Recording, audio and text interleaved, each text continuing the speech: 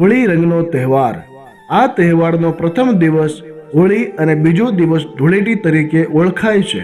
હોળી ફાગણ માસની પૂનમના દિવસે મનાવવામાં આવે છે। આ દિવસે સાંજે ગામના પાદર કે મુખ્ય ચોક જેવા સ્થાન પર છાણા લાકડાની હોળી ખડકવામાં આવે છે।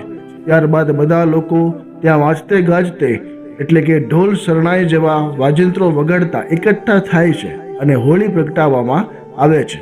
લોકો તેની પ્રદક્ષિણા કરે છે તેમજ શ્રીફળ વગેરે પવિત્ર મનાતી વસ્તુઓથી તેમનું પૂજન કરે છે। જો કે ભારતમાં વિવિધ પ્રાંતો અને સમુદાયોમાં હોળીની ઉજવણીની અલગ અલગ રીતો હોય છે, પરંતુ દરેકની ભાવના એક જ હોય છે કે હોળી પ્રગટાવી અને આસુરી તત્વોનો નાશ કરવો અને દૈવી શક્તિઓનું સન્માન કરવું। હિન્દુ ધર્મમાં આને લગતી હોલિકા અને પ્રહલાદની કથા ખૂબ જ જાણીતી છે। હોળીના બીજા દિવસે ધૂળેટી મનાવાય છે।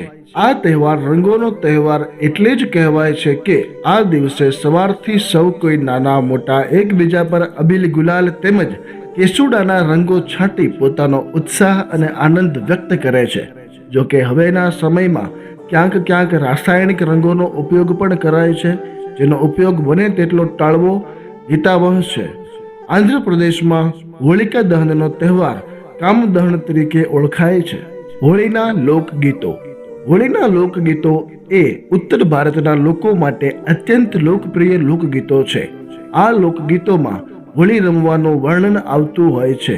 આ ગીતો હિન્દી ભાષા ઉપરાંત વ્રજ ભાષા, રાજસ્થાની, પહાડી, બિહારી, બંગાળી વગેરે અનેક પ્રદેશોની અનેક ભાષાઓ અને બોલીઓમાં ગાવામાં આવતા હોય છે। આ ગીતોમાં દેવી દેવતાઓના હોળી રમવાની લઈને અલગ અલગ શહેરોમાં લોકો હોળી રમે તેનું વર્ણન આવતું હોય છે।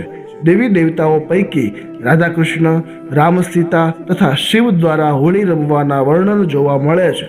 આ સિવાયના અન્ય લોકગીતોમાં હોળીના તહેવારના વિભિન્ન રિવાજોના વર્ણન પણ જોવા મળતા હોય છે।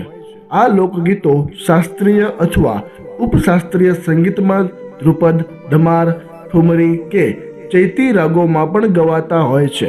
હોળી એટલે પરિવારમાં કોઈ એવા વ્યક્તિઓ જે અલગ અલગ વિચાર ધરાવતા હોય, જેમ કે કામ, ક્રોધ, કપટ, ઈર્ષા જેવા દુર્ગુણને આપણા જીવનમાંથી હોળીની પ્રજ્વલિત અગ્નિમાં સળગાવી એક સુખી જીવન જીવવાની પ્રેરણા મળે છે।